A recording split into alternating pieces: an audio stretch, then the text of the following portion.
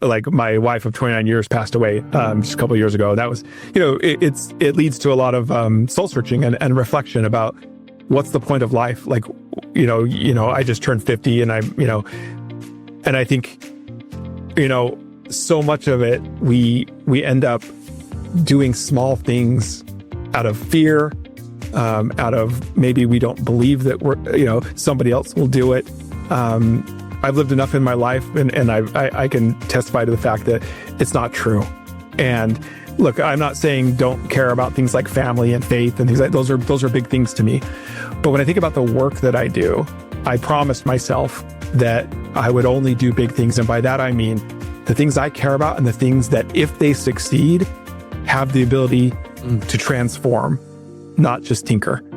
And that means I might fail more than I succeed. But boy, listen, I promise you wake up every day knowing that you are pursuing transformative things.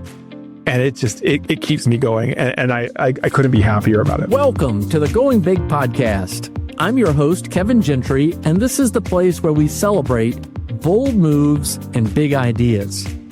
Each week, I sit down with inspiring leaders, entrepreneurs, and change makers who are making a significant impact in their careers and in their communities. Whether you're looking to level up your leadership, pursue your passion, or just get inspired to take your next big leap, this is where those stories come to life. Now, if you're listening on iTunes, YouTube, or anywhere else you tune into podcasts, be sure to hit that subscribe button so you'll never miss an episode. Now, let's dive in to what it means to truly go big. Well, what a treat to have on the Going Big podcast today, Todd Rose. Todd Rose is a scientist. He is a best-selling author. He is a professor. He is a trailblazing social entrepreneur who has really developed the science of the individual. And it's perfect for a Going Big podcast discussion. Todd, I'm really so pleased to have you here. We've known each other for a number of years.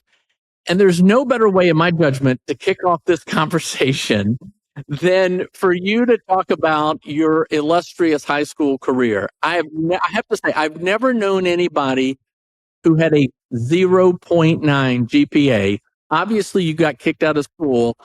Can we just start the conversation? How does that inform everything? Yeah, well, listen, I always say you have to work really hard to fail that badly, right? Like, I didn't even get social promotion.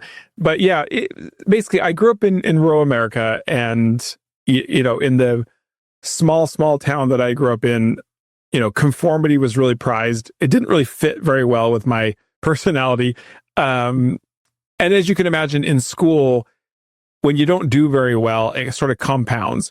And, by the, my senior year, I was doing so poorly. They just said, look, I like to say we mutually agreed that I would leave, but the reality is they said, you can't, you're never going to be able to graduate. What are you still doing here? You're just causing problems. And so early in my senior year, I ended up dropping out of high school. And to sort of compound problems, shortly thereafter, my girlfriend at the time, who was my wife of 29 years, found out she was pregnant. So we, it was a great start to life. Here you are. By the time I was 20, we had 2 kids. I had worked a string of minimum wage jobs just to try to pay the bills. The kind of jobs you get when you already have a high school diploma. We ended up on welfare, and it was pretty bleak. And, it's so much of that sort of failing and then, coming out of that has informed almost everything I do, whether I realized it at the time or not. And, what happened really was, I'd like to say I had some grand plan. In reality, to start, I just knew that I couldn't stay where I was at. That it's one thing to mess up your own life. It's another thing to ruin the lives of 2 children that didn't ask to be born, right? So I felt the responsibility there. My father-in-law at the time, he was really frustrated, as he should have been. And he said, I just think you're lazy. And I almost internalized that. And I remember the moment that changed for me is I was with my dad, and my dad said, I don't think you're lazy. I just think you have to be motivated all the time. And when you're motivated, he said, I think you are phenomenal. And when you're not, you're just not. And that is so true to this day. And he said, there are people who will pay you good money to do the kind of things that I believe you're great at, but you can't get there from here. And he said, you either need to start a business, be an entrepreneur, or go to college and get some more skill. And what was interesting is my dad was the first high school graduate in my entire family. He also created an example for me, because I remember when I was in grade school, he came home, he was a mechanic. And one day he came home and he said, look, it's good, honest work, but I believe that I can contribute more than this to society. And he decided to go to school at night, and he became a mechanical engineer. He just retired as one of the world's foremost engineers in airbag design. Wow. He invented so many things and saved so many people's lives. And so I watched what it means for someone to aspire for something bigger and to actually pursue it. And I saw what happened to our lives and life circumstances as a result. So I thought, well, okay, I got to do something. And so I got my GED, and I enrolled at Weber State University in Ogden, Utah. It's open enrollment, so anybody could come. Now, at first they wouldn't let me on campus. I could only take classes at night in off campus, but it was that journey out of desperation, because all we had, my family cobbled together enough money to pay for 1 year of school. And it wasn't very expensive. It was like something $800 a term. And even then I was like, I don't, and they said, look, if you want this bad enough, you'll figure out how to make it work. And when I started, I realized I didn't know what would work, but I knew what didn't work. And up until that point, I had tried to do things the exact same way as best practices. Here's how kids get good grades. This is what it means to study. This is how you do things. I tried to follow the rules that way, and it didn't work. And so I started making decisions based on what little I knew about myself at first.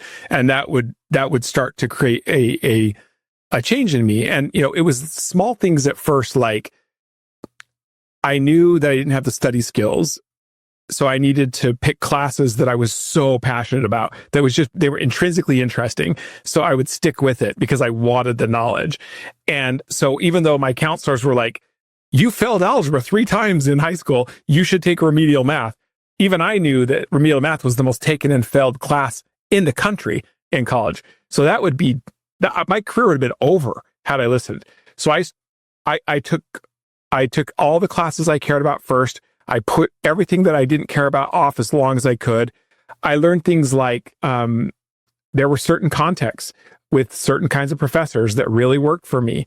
And what I didn't realize is I was starting to appreciate the value of fit, right? And if you don't mind, I'll tell you that there was one moment that completely changed everything for me. Please tell the story. And there's so much to dig into, and I hope those listening now would understand why I said you're perfect for the Going Big podcast. I have to say though, Todd, because not to spoil any of the end of the story, but you had a long association with Harvard University.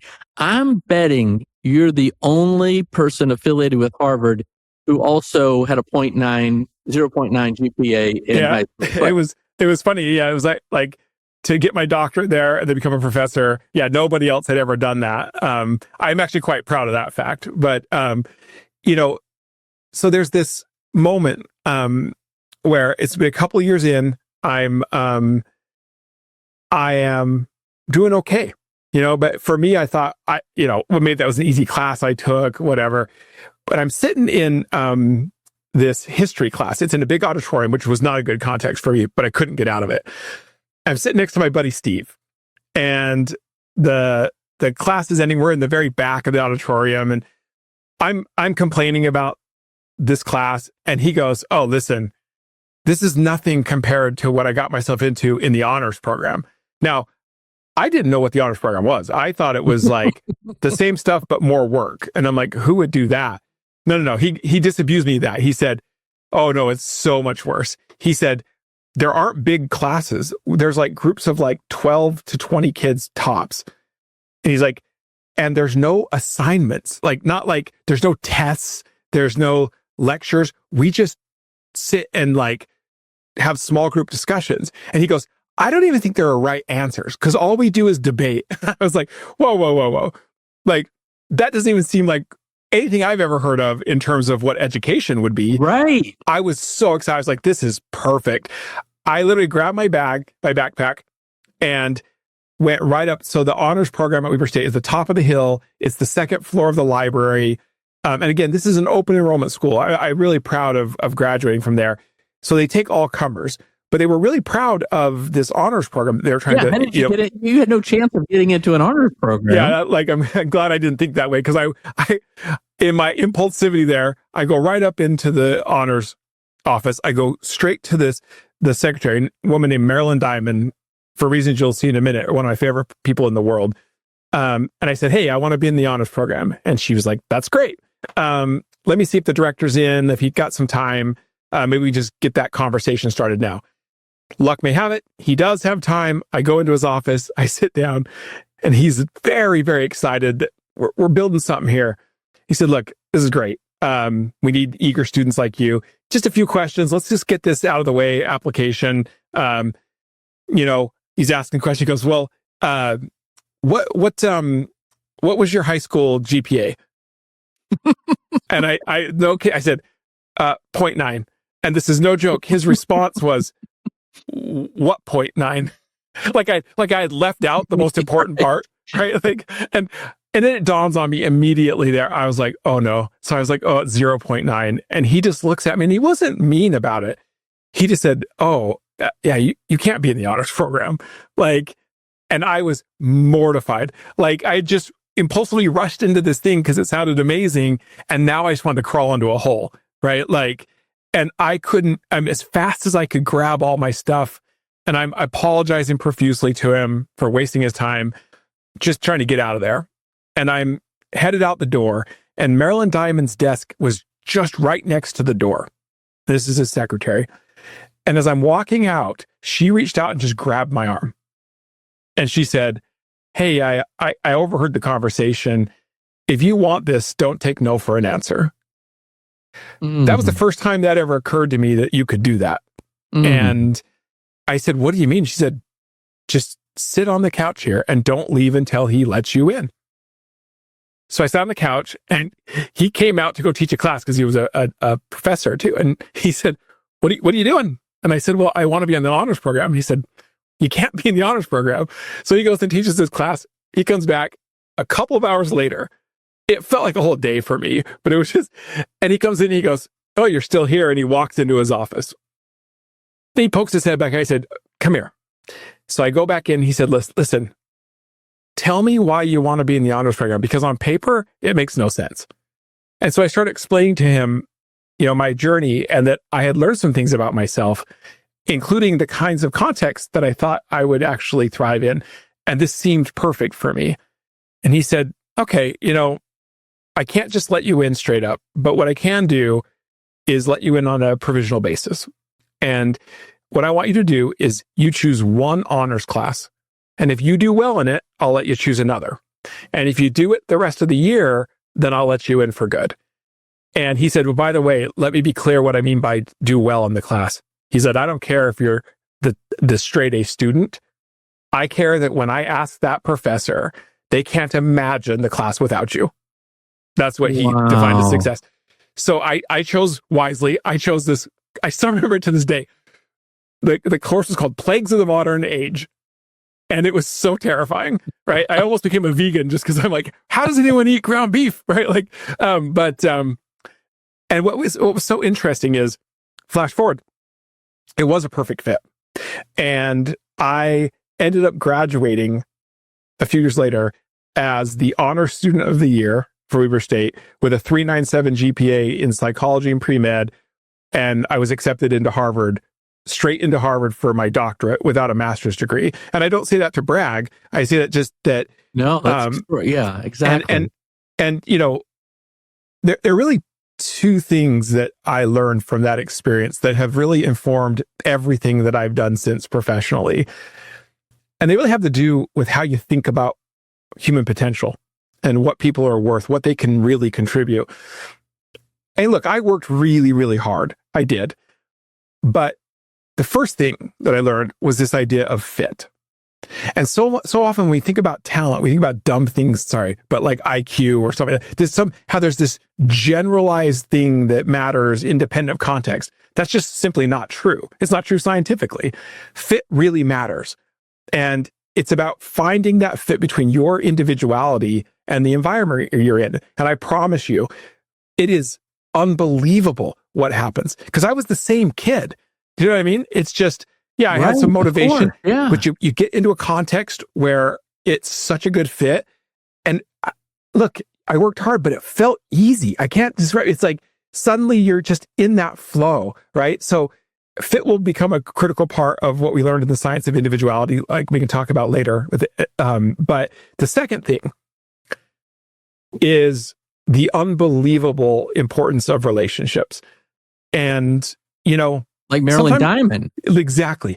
And if I look at my whole career, I could tell you that story through the lens of a handful of people who believed in me, believed in my potential, even when I didn't see it at the right times.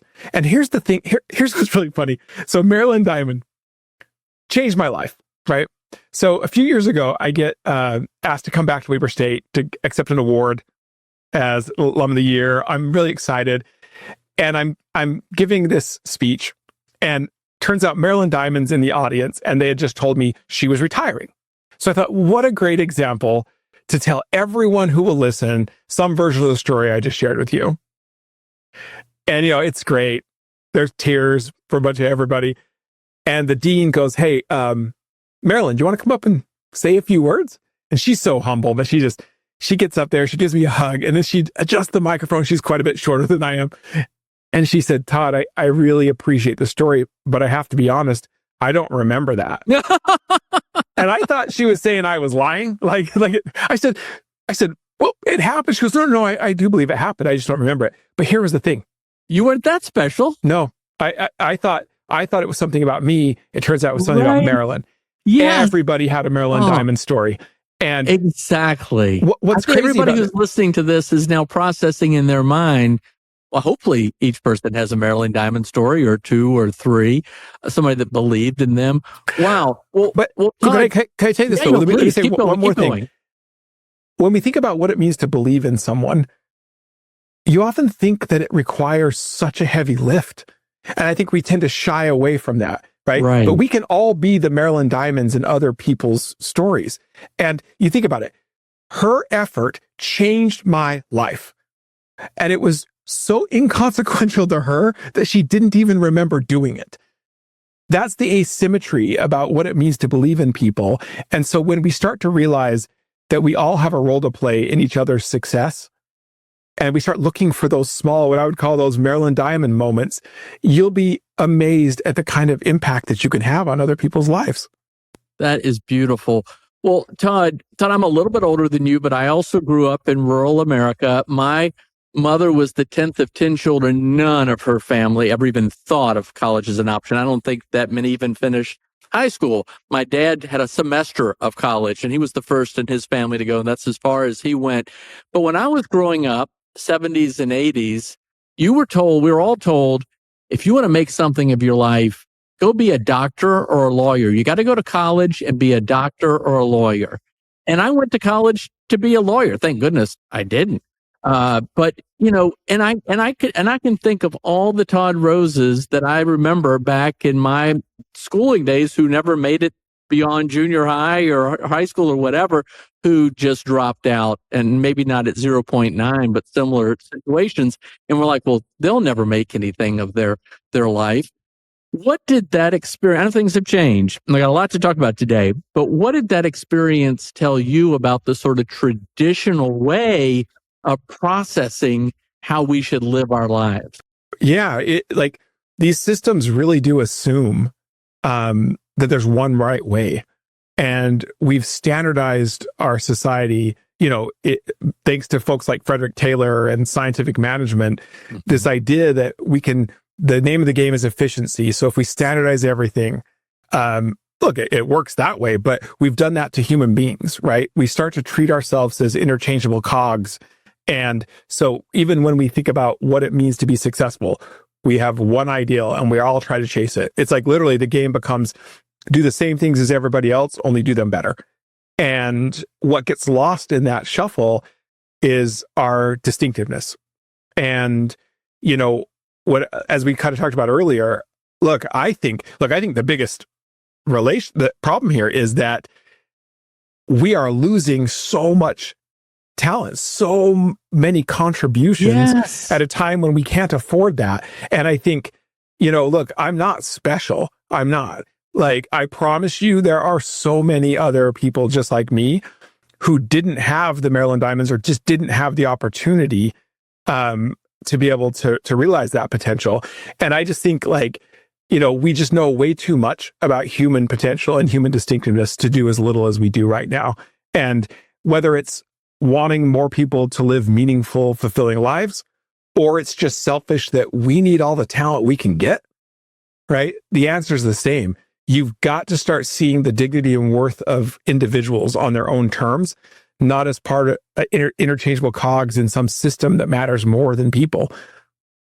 All right. So this is the whole science of the individual, but I want to progress a little bit because you've had 3 really consequential books. And if I could, I'd like to walk through each in kind of chronological order. The first was The End of Average, where you made the argument that we're too obsessed with measuring everything by average and everybody looks at each other in that way, but we're not. No, I mean, and I remember so many times you're like, well, we have to keep up with the Joneses and we have to do this and we have to go through this. We have to do these different things and live this different life and this sea of sameness. But yet we're all these individuals. Tell us about sort of what you discovered and were proposing through The End of Average about this. Yeah, it was pretty wild. So, I went to Harvard for my doctorate. I got the honor of working with one of the founders of this field. He's since passed away. His name was Kurt Fisher, a pioneer in this field. And here was the insight, which was mind-blowing to me. It turns out in science and in society, we spend all of our time focused on group level insights. So I'll give you an example. I did brain imaging research as a professor. And if you were in one of my studies, would bring you into the place, would put you in a scanner, would give you a task, would measure your brain doing that task. And then we would reflexively just merge everybody's brains together, everybody that was in the study, and we'd create an average brain. And then we'd publish that average brain as if that was it. That was the insight, right? And that's how most science has been done up until recently. And then people apply those insights in schools, at work, in culture. And we all got obsessed about, no one thinks the average is perfect, but we all sort of assumed it was close enough, right? Yeah, you might miss out on a few people, but it's basically covering most people. It's kind of like the wisdom of the crowds. We think we just need to go where everybody is really going because that's somehow the right thing. Right. Yeah. And we can touch on that with collective illusions because it's decidedly not, right? But in this case, what we found out, and I remember where I was when I first saw the first study of this. It was a neuroscience study where one of my colleagues had done the same thing I just told you about with a study on memory. And what he realized is the average pattern in the brain literally applied to nobody in that study. The people that the average was derived from, their brains were completely different than this. It was just this, It was a nonsensical insight. So this is the insight from End of Average. It's not that we're better than average versus it's a nonsensical reference point. It doesn't exist. And the insight has been, you cannot understand individuals by understanding the groups that they're a part of.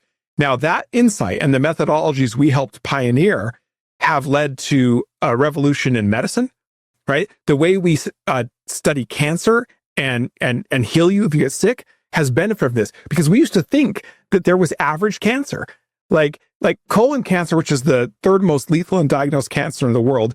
For 40 years, we thought there was one pathway, one precursor lesion, some genetic mutations, and then cancer, right? Turns out when you apply the science of individuality instead of averages, there are 3 distinct pathways. We were letting people die because we assumed there was only one average pathway. Same thing's true in nutrition. It's true in learning. So all of this personalization that's revolutionizing things comes from these central insights. And for me, I was looking at this going, well, that explains a lot, right? Like we built these entire systems that assume that average students exist, that, average employees exist. In the book, you'll see one of my favorite stories. I'll save it. You can read it. But like when the Air Force figured this out into the design of cockpits, they were designing cockpits in fighter jets as if there was an average body size. And it turns out it was nonsensical. As soon as they realized this wasn't true, they literally invented human factors, right? Ergonomics. That whole field comes out of this, right? Wait, why wouldn't we build flexible environments to adapt to the uniqueness of individuals?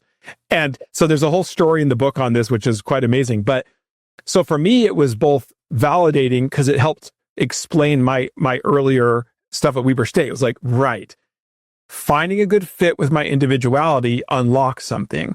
But so for me, I'd graduated. I was a professor. I became the director of this program that I was a part of called the Mind, Brain, and Education Program. Mm-hmm. And I thought, these insights are way too important just to be in scientists having these conversations. Like, because I was watching, the only people coming to me with our methodologies were people in charge of big systems, right? The places like Amazon and these, they're like, we want to know our customer better. I'm like, that's really great. But it started worrying me that we could pretty quickly enter a world where these systems know you better than you know yourself, because they're thinking from the science of individuality. You're thinking from these old, outdated concepts, right? And so I felt like, well, we need to tell people. And so I wrote The End of Average. I'll be perfectly honest, I had no idea what to expect. And it became a runaway bestseller. It was amazing, and really started the process by which got me where I am today.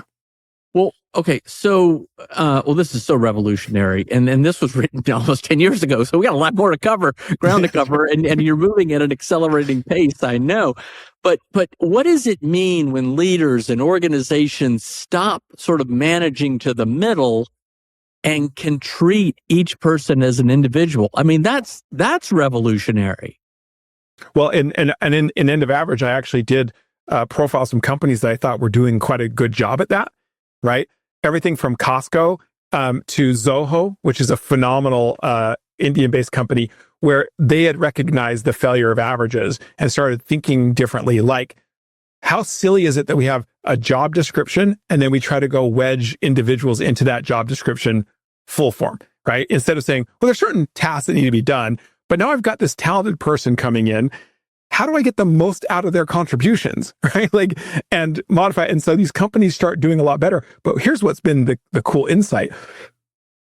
Once you stop managing from the middle and you start thinking about the people that you're responsible for as individuals with unique talent profiles, you start realizing that, we always think we're in this talent scarce world, and we all end up we're going to go, think about like right now in AI, where I just read that Mark Zuckerberg is giving $100 million signing bonuses to try to get people away from OpenAI. It's like, okay, maybe, but I almost guarantee you've got phenomenally talented people in your organization. And so instead of thinking my job is just to acquire and you're overpaying, it's the cultivation of the talent that's right in front of you. At places like Zoho, they realized that it was so important that they expect every employee to essentially take a sabbatical and sample different parts of the organization. And like, for example, at one point, their VP of marketing came from engineering. It just turned out he had a phenomenal knack for it. And so it's like, just if you get out of that mindset that Frederick Taylor gave us with scientific management, that these people are not interchangeable cogs. They are unique human beings with unique talent profiles, motivational profiles, and your job is to actually discover, develop, and help them contribute, you're going to be shocked at what's possible. All right. Okay. Next, you write Dark Horse in 2018. And that, as I recall, it's more about you got to follow your gut. You got to, find your passion and follow that. And Todd, a few episodes ago on the Going Big podcast, I interviewed these two Indian American immigrant brothers who were just slotted for technology. One went to MIT. They were just slotted for technology, but they just weren't thrilled. One of them just said, I want to pursue my passion, which is wine. And they have now developed probably the best ultra premium wine product in Walla Walla, Washington, which is this upcoming place, by following their passion. And he said, it was so against what their family wanted them to do. But at age 40, when they were in their 40s, they said, nope, let's do what we want to do. I mean, tell us a little bit about that. It's perfect. And what's one of your favorite stories? What a perfect example. So let me tell you, I do have one of my favorite stories. I can't wait to share it. But so Dark Horse, so End of Average takes off, right? And it just so happens that Harvard's in the midst of a capital campaign for which they are touting this science of individuality. I decide I'm going to leave because trying to pursue my own things. And they're like, "Yeah, please, you can't leave." We made a deal. I'll stay for a few years. And they said, "Look, but we want you to do some more research just so we have something to point to." And they said, "We'll give you some money to do it. What do you want to do?" Well, in writing End of Average, as I was mentioning earlier, I had profiled these companies that had done a great job with individuality. But along the way, I met some unbelievably cool individuals in these companies that were crushing life. But as I got to know them, they had these really crazy backstories, right? Coming out of nowhere. I'm like, I get why you're doing a good job here. I just don't know how you got here, because there's like zigged and zagged. And so I thought, somebody has to have studied this, right? How do people that come out of nowhere and become, is it just luck? Is there something that we can learn?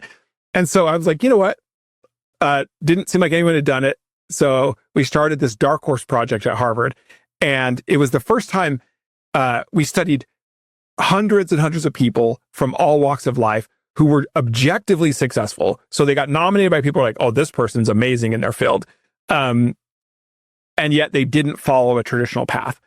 And at first, we started doing, it was the first time we ever did qualitative research, because I was like, I don't have any real hypotheses. So we just but it turns out you can learn a lot from people if you just listen.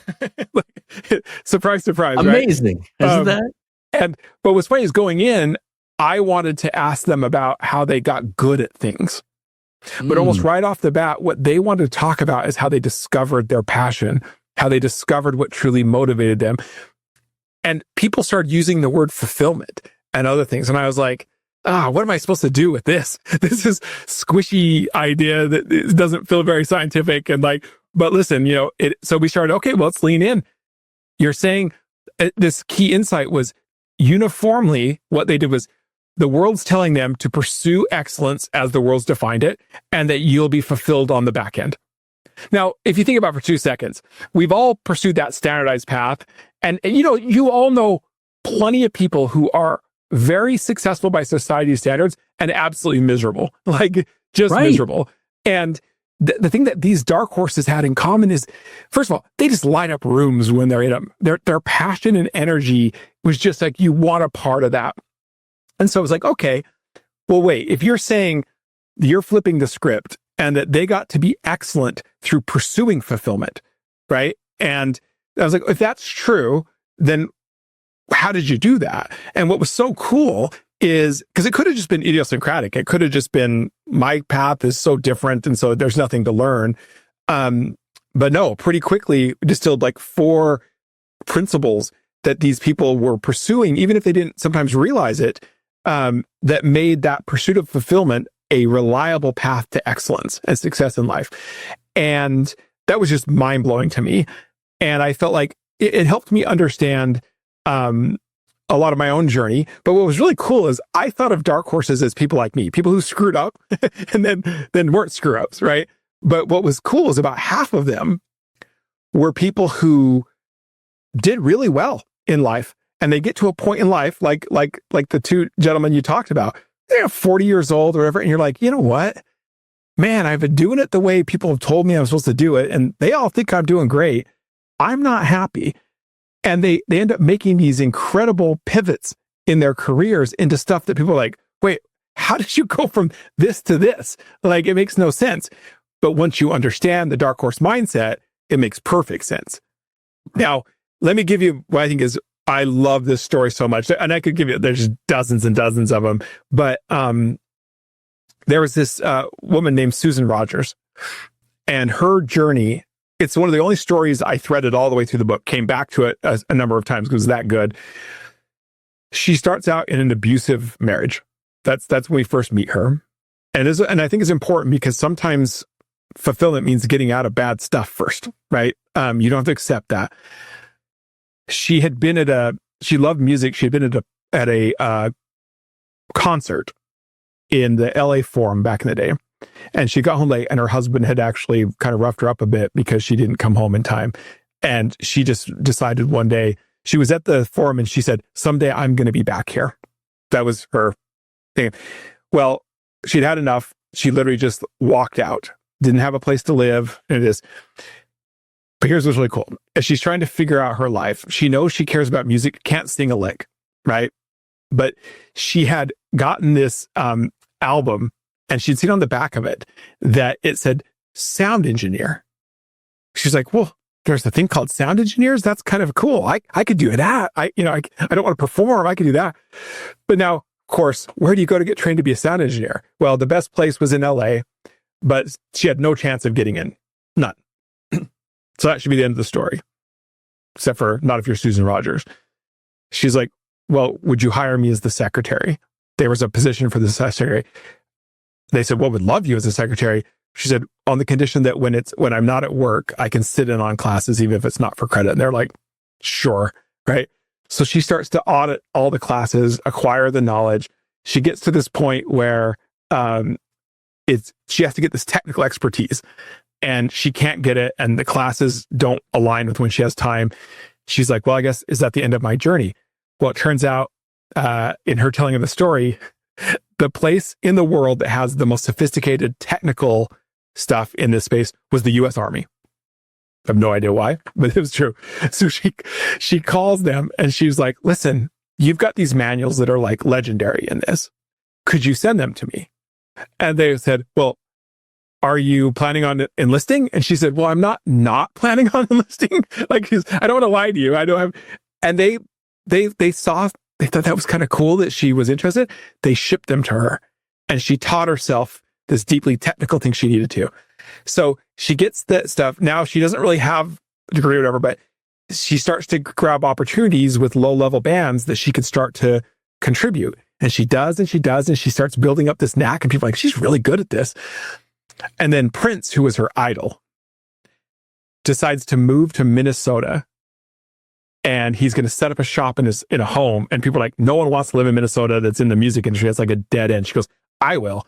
So she goes there, and she gets to know Prince, and they become such a, they just love each other.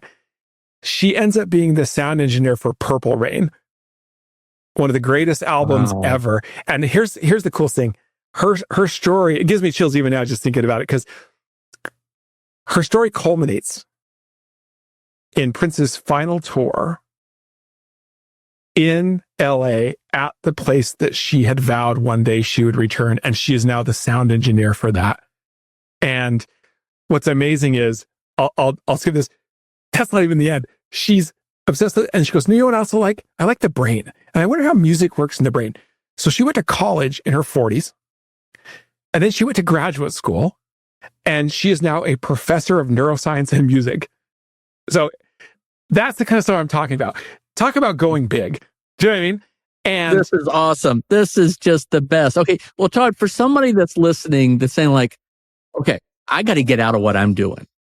I know what I want to do. This is it. This isn't it. What words of encouragement or advice would you offer?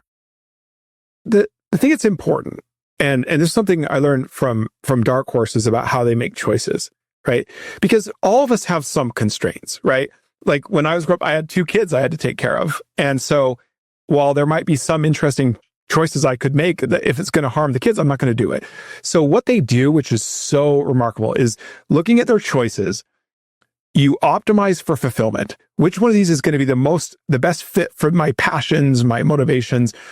And then here's the second part, and it's really important. Can you live with the worst case scenario? You'll be shocked at how often you'll say yes. If you can live with the worst case scenario, then do it. Do it. And if you can't, then go on to the next best choice that optimizes fulfillment. It's such an unlock. It really is. And in the Great book, advice. In Dark Horse, the second thing I'd say is what's really important for you to stay in control of your choices is you've got to know yourself. And the most important thing I learned from Dark Horses is to understand what truly motivates you. And you'll see in the book, motivation is not what you think it is. We tend to think these grand, sweeping, universal motivation things but what you find out is literally called them micro motives, because people are motivated by very different things. There were people in the book, there's no kidding. One guy was literally the most motivated by aligning physical objects with his hands. I'm like, there's no way anyone's motivated by that. That seems like the worst thing in the world to me. What does that mean? Yeah, literally physical objects, the ability to align physical objects. It's like he literally went and invented technologies that were so hard. He was an engineer. It's just crazy. But the point is, you look at an individual and what are my micro motives? Because those are the durable things, right? And so what's interesting is the way I would tell people to start investigating that for themselves is think about the things that you are passionate about and then ask yourself why. Because passion is the motivation applied to an object or experience. The danger with that is if all I know is the passion, when that thing is no longer available to me, boy, that's tough, right? Think about people who have midlife crises or say professional athletes who can't practice their craft anymore and they're in their 30s and they're like, what am I supposed to do? But when you ask yourself why, there's so many reasons. Say, I do love American football, but so why? Is it because I like competition or teamwork or being outdoors or physical activity? There's a myriad of combinations of reasons why I could love it and you could love it. And if you get down to those micro motives, those are portable, right? So if I can't play football anymore, which I certainly couldn't, I can recombine those motives into other things and continue with this constant stream of passion. That's such an unlock. So to me, that's the key is know how to make the choices and be able to read them and start to know yourself at the level of your micro motives. Okay. So your third book or your most recent book, or I may be wrong on both counts, but Collective Illusions. This is really, to me, a bit mind-blowing. So this is this idea that we allow ourselves to be guided by these things that we think we ought to do without challenging them. And how do we explain this a little bit more and tell us how to break out of these illusions? Here's what's crazy. Okay, so collective illusions are just the shorthand for this is it's groupthink, but you're wrong about the group. Let that sink in. We already know groupthink's bad, right? Don't just go along with the crowd because they're all doing it, right? But this is so much worse. You misread your own community and you believe that they believe something they don't. And so you go along with it to belong and nobody really wanted it. The formal definition is a social phenomenon where most people in a group go along with something they don't personally agree with because they incorrectly think most other people agree with it. So as a result, entire groups end up doing something that almost nobody wanted.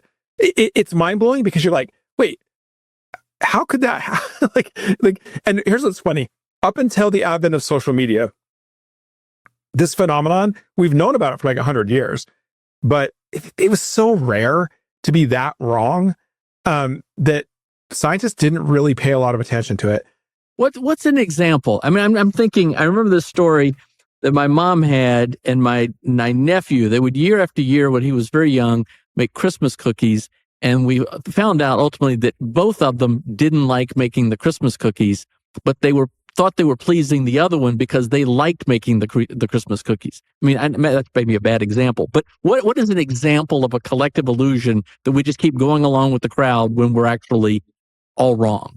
Fortunately, because at Populace, my think tank, we're probably most famous for what's called private opinion research, which is no one's telling the truth about what they think right now.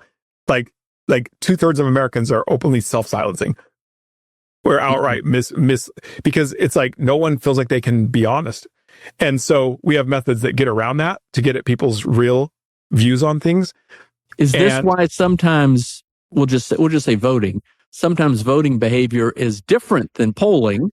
And people are like, oh, the pollsters don't know what they're doing. But in many ways, people are not expressing because they think it's the wrong thing to express. 100%. In fact, this is how we got into it, which was after 2016 election, people were like, what just happened? And we knew that the work we care about around paradigm shifts required having an accurate understanding of where people were on important things. So we went and found the methodologies that had existed to be able to do this, to start getting at it. And what's funny is we just so happen at the time, we would do these private opinion studies and would get your insight. And then we started asking, okay, Kevin, what do you think most people would say to this? And so we started getting your perception of the majority, and we kept finding over and over again, like, holy cow, like you're spectacularly wrong about the group. Like, because we have the data, right? Like we know where people are. And so it's funny, like right now in America, if you name anything that matters, it's like a coin toss, whether you're wrong about your group or not. And I'll tell you, not surprisingly, a lot of political things have collective illusions. There's a lot of pressure, right? Like I'll give you a concrete example on that one. Remember the whole defund the police movement? Mm-hmm. That was just nuts. Like, we're going to defund the police? And you had public opinion polls saying 60% of Democrats said they were in favor of it. Our private opinion data showed it was 9%. We actually worked with Joe Biden when he was president. We got a line in the State of the Union address on this because he was going to endorse. He's like, oh, of course, this is what we believe. We're like, they don't believe this. You're going to walk a plank. 90% did not believe in defund. Only 9% actually want to defund the police. Okay, so 91% of Democrats do not privately believe that. Like they didn't. And but they knew there was a right answer. Do you know what I mean? And yes. So, and then you look at cities that went down that rabbit hole, like actually started implementing it. Every single one of them has backtracked dramatically because it's been catastrophic. So bad enough that you get bad policies when people actually want them.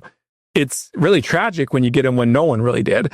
And I should probably share, and I'll come back to one that I think is this similar? So there's that aspect of polling or political behavior too. I'm sure it's a consumer behavior as well. You know this better than I do, where intensity means much more than preference. So you can ask people, yeah, I'm all in. I prefer broccoli over string beans, but it doesn't matter. There's not an intensity, but you're not going to vote on it. But some issues that a core, there's an intensity. Is that so? We have methods that is exactly right. So you've got to get trade-offs, right? The intensity on trade-offs, but also there's places where you just will flat out lie because you know that your group or you believe that your group has an opinion on this, right? So and maybe I just step back for just 1 second and tell you, because it's like, how does this happen? How could we be so wrong about groups? And all you need to know is there's two things that go into it. One is every human being has a conformity bias. Like we're hardwired to prefer to be with our groups, not against our groups. Makes tons of sense. It's really good for survival. But here's where it gets funny. The way your brain estimates group consensus is no kidding. Your brain takes the shortcut. It assumes that the loudest voices repeated the most are the majority. Now, that might have worked back in the day, but if you put it into a social media context, okay, just take what was Twitter. On that platform, 80% of all content is generated by only 10% of the users. And those 10% are not remotely representative of the American public. They are extreme on almost every social issue. But you can kind of see the problem. If 10% of Americans hold a view, but you believe it's 80%, unless you're willing to go against your group, you're going to go along to get along. You'll just self-silence. You'll say nothing. You might say what you're supposed to say to belong. And that's where we're at right now with 2/3 of Americans self-silencing. In our latest research on social pressure, we found every single demographic in the country is openly lying about their views on multiple issues to the point where it distorts what public opinion says the majority believes, which is completely different than what they believe in private. And how does a society survive if it under these illusions? And so, that for me, I'll tell you the one that really, it's crazy. Sure, okay, politics. It's sort of like this zero-sum game and fighting a lot of pressure. But here's where we find a lot of the illusions, which is really surprising. The most interesting illusion I've ever found in our research has to do with what people mean by a successful life. And this gets back to your intensity things. So success in life, you can't have everything, right? It's like there's not enough time and money to have everything. So it's about your priorities. So we use a methodology called conjoint, which actually does real world complex trade-offs to help you really, really, really tease out what your priorities are. And it's almost impossible to game. And then we always do what do you think most people would say? Well, here's what's wild. Out of 70 some odd trade-off priorities one could have for life. So be the richest person you know, to having a family, to everything in between. When asked what you think most Americans prioritize for success, we believe that it's about being famous. It's like the number one thing, and it's not even close. We think everybody wants to be famous. The next things are they want to be rich. It's all status, basically. Turns out in private, fame is dead last. Do you know what's in the top 10 for every demographic? The number one trade-off priority in America for a successful life is contribution.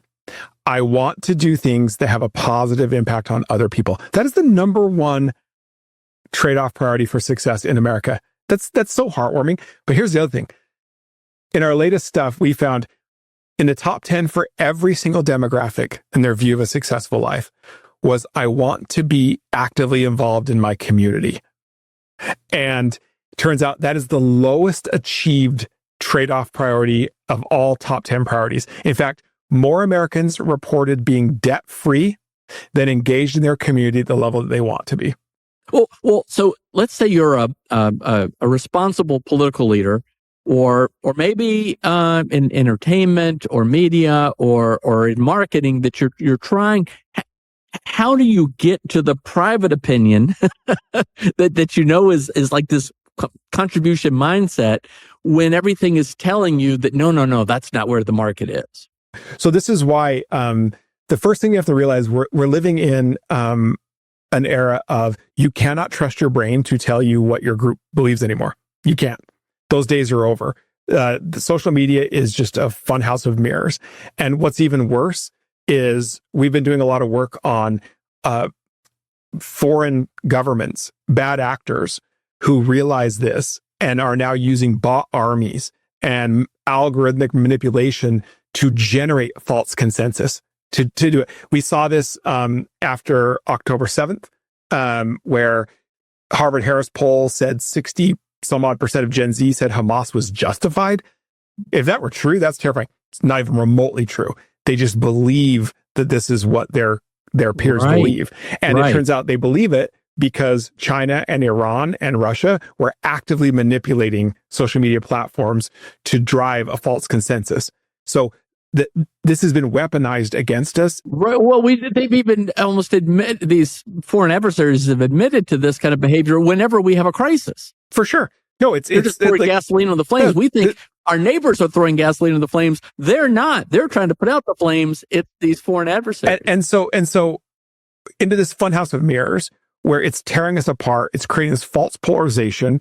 We're turning on each other when in reality, in private, we have a shocking amount of commonality in terms of what matters most, our values, our aspirations. And so what's interesting is, it's from an entertainment, what's been interesting is, collective illusions are interesting because they're social lies.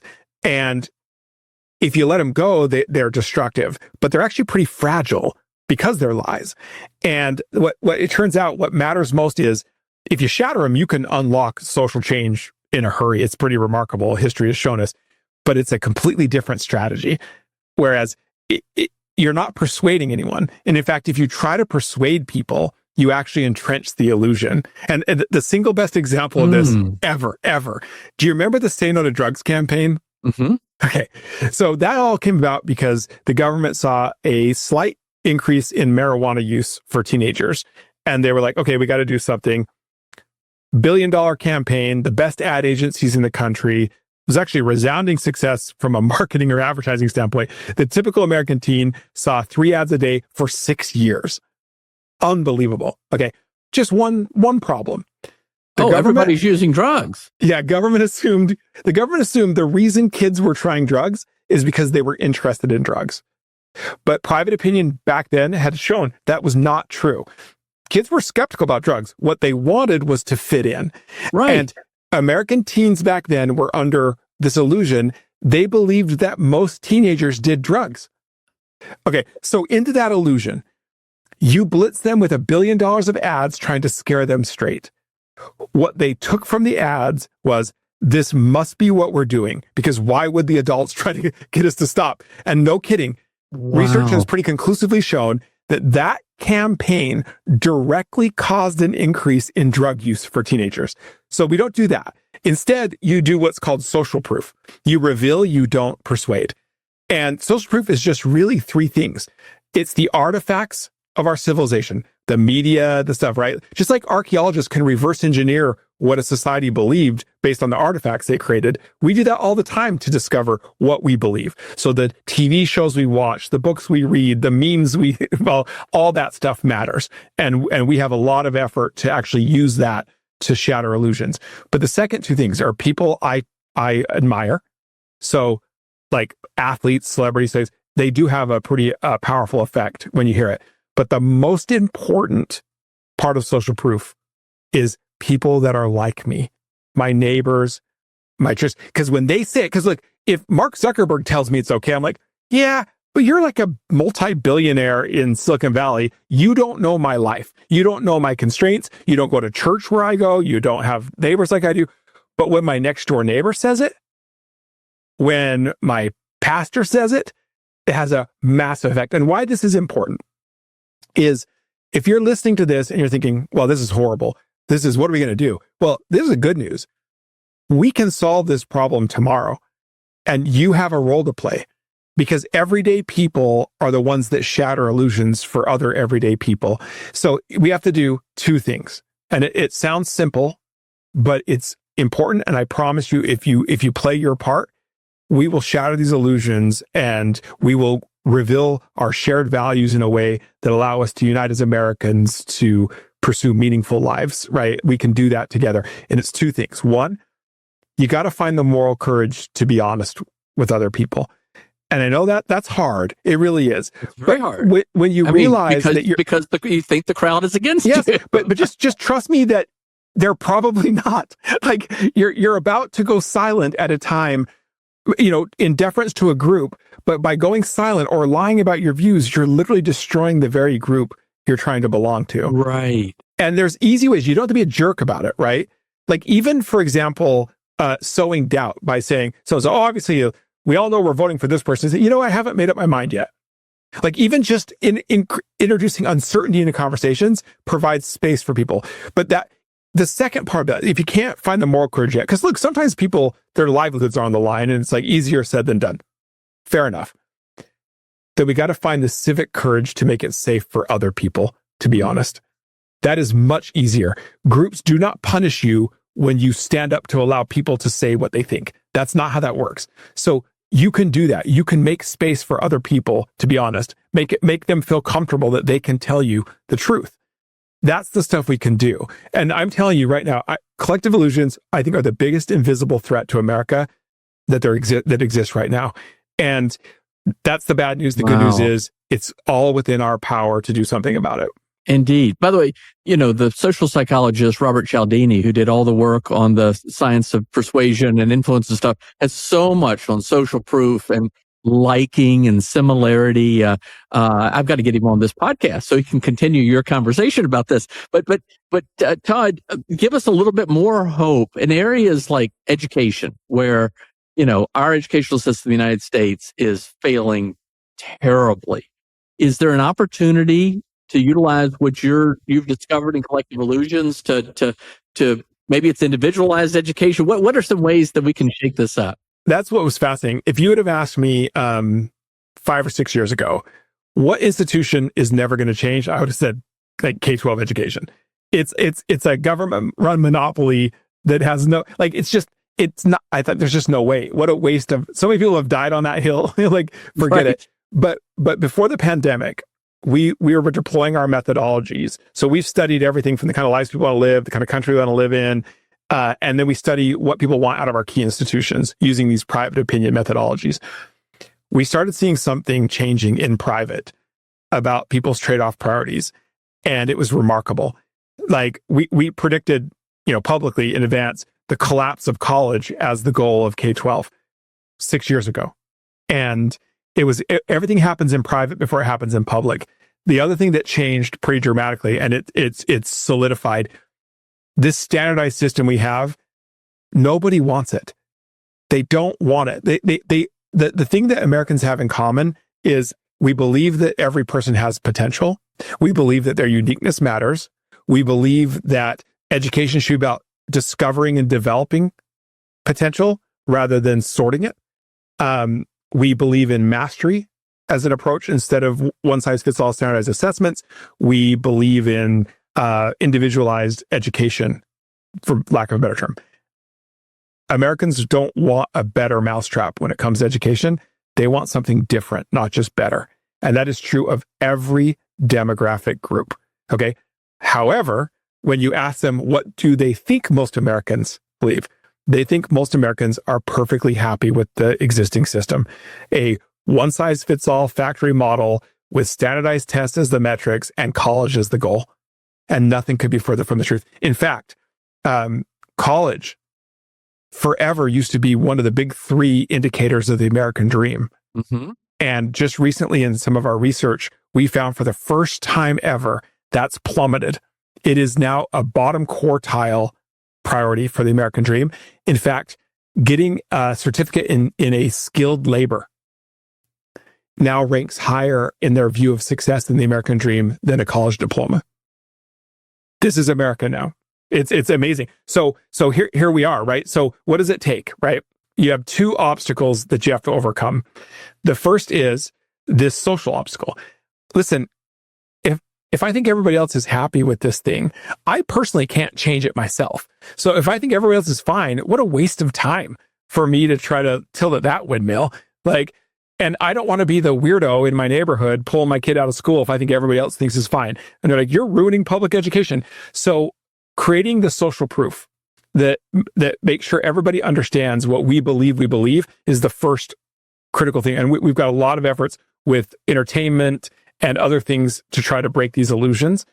But the second thing is I need the exemplars. I need to know. So if it's not that, what is it? Like, what am I going for? What is this individualized education?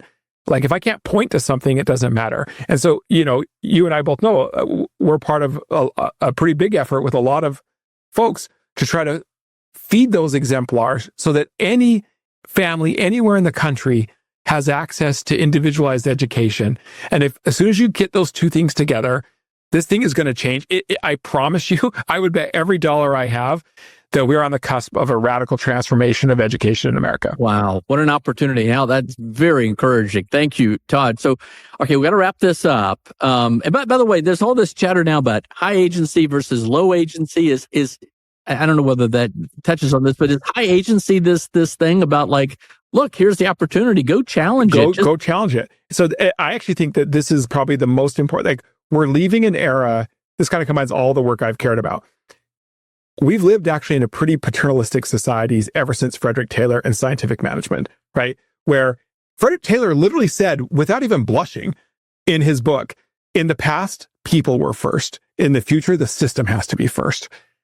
And what an inversion of democracy. What an inversion of our founding principles of America. No. And we accepted that. And we accepted it because you know what? Efficiency did give us more stuff, but we're kind of fed up with the stuff because the stuff doesn't bring us fulfillment. It doesn't give us meaning and purpose. You need enough stuff to be able to pursue the things that give you meaning and purpose.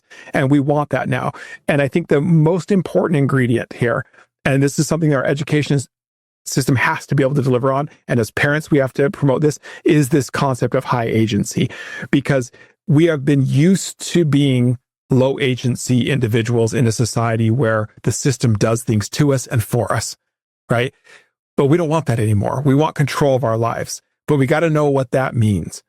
And when people don't intentionally develop high agency, then they can't have self-efficacy. And if you can't have self-efficacy, there's no self-actualization. So this is the critical starting point, but it's very important that we own that and understand the importance of high agency in the future of our society as Americans.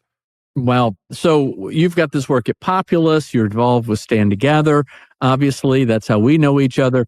If someone wants to learn more about what you're doing, I mean, they can read Dark Horse and End of Average and Collective Illusions, but what's another place they can go to? So you can follow all of our research at populace.org. So everything we do is public. You'll get to know a lot of our methodologies and some of the insights. If you want to better understand who we are as Americans, I'm pretty proud of, we have more private opinion data on the American public than any organization. So check that out. Obviously, any social media stuff, you can look me up. But yeah, and I hope you enjoy the books. I'm really proud of them. Awesome. Well, our friend Brian Hook said that you've recently said that you just want to focus on the big things. This is the Going Big podcast. Tell us a little bit more about what that means. Well, not to make it a little too sad part, but I came around to this. I recently, like, my wife of 29 years passed away just a couple of years ago. That was, it leads to a lot of soul searching and reflection about what's the point of life. Like, I just turned 50, and and I think, so much of it, we end up doing small things out of fear, out of maybe we don't believe that somebody else will do it. I've lived enough in my life, and I can testify to the fact that it's not true. And look, I'm not saying don't care about things like family and faith and things like those are big things to me. But when I think about the work that I do, I promised myself that I would only do big things. And by that, I mean the things I care about and the things that, if they succeed, have the ability to transform, not just tinker. And that means I might fail more than I succeed. But boy, listen, I promise you wake up every day knowing that you are pursuing transformative things, and it keeps me going, and I couldn't be happier about it. That's awesome. Some friends of mine and I were talking recently, and we realized that we tended to measure what we thought was achievement by how hard we were working, how many hours and things like that. Another, I guess, collective illusion. We're like, this is ridiculous. But this has nothing to do with contribution. No, think about it. It's actually a weird sort of parallel to the sort of Marxist idea of labor theory of value. Yeah, why just shovel dirt? Use spoons. Something's worth the amount of labor it took to do that. That's ridiculous, right? It's worth what somebody will value for. Similarly, you're like, well, I must be achieving something because I'm working a lot of hours. And you're like, listen, I promise you, if you're passionate, you're going to put a lot of time in, but time is not the measure of it. The contribution is the measure of it. Well, Todd, okay, close us out on just the final advice you would give to our listeners today who are really intrigued by what you're saying, or really motivated and inspired. How should we now think about living our lives? I would say, I don't want to give people advice, but I write books for a living. So look, I actually think that the recipe is deceptively simple. And it is the ability to wed two things simultaneously. On the one hand is the fulfillment side, right? Do things that are aligned to what you're passionate about, and that align to your micro motives, right? None of this like self-sacrifice for the greater good alone. No, listen, you need to do things that matter to you. But that's one half of the equation, because the other half is the contribution side. We really do find meaning in our lives by contributing to the lives of other people. That is about as perfect a description of what it means to live a good life as possible. If you marry the pursuit of fulfillment with a contribution orientation, you will live a great life, I promise you. But if you contribute without it being fulfilling, you risk self-sacrifice. right? And at the end, it feels like, well, wait a minute, I'm not getting meaning. I might be contributing, but I don't feel meaning. If you pursue fulfillment without contribution, it can descend into selfishness. And that's a dead end too. You put those two things together, you get meaning, you get purpose, you get a great life. Oh, Todd Rose, what a great pleasure to be with you. As always, I'm going to have you back. You've got me thinking in so many different directions. Ladies and gentlemen, check out Populace, check out these books, just check out Todd Rose. Thank you, Todd. Oh, it's great to be with you, my friend. Thanks for tuning in to the Going Big podcast. I hope today's conversation left you feeling energized and ready to tackle your biggest goals. Don't forget to subscribe and leave us a review on iTunes, YouTube, or wherever you listen to podcasts. It really helps spread the word, and it gets these inspiring stories out to more people. You can also find more content, resources, and updates at our website, goingbigpodcast.com. Remember, the only limits are the ones you don't challenge, the limits that you impose on yourself. Keep pushing, keep growing, and above all, keep going big. See you next time on the Going Big podcast.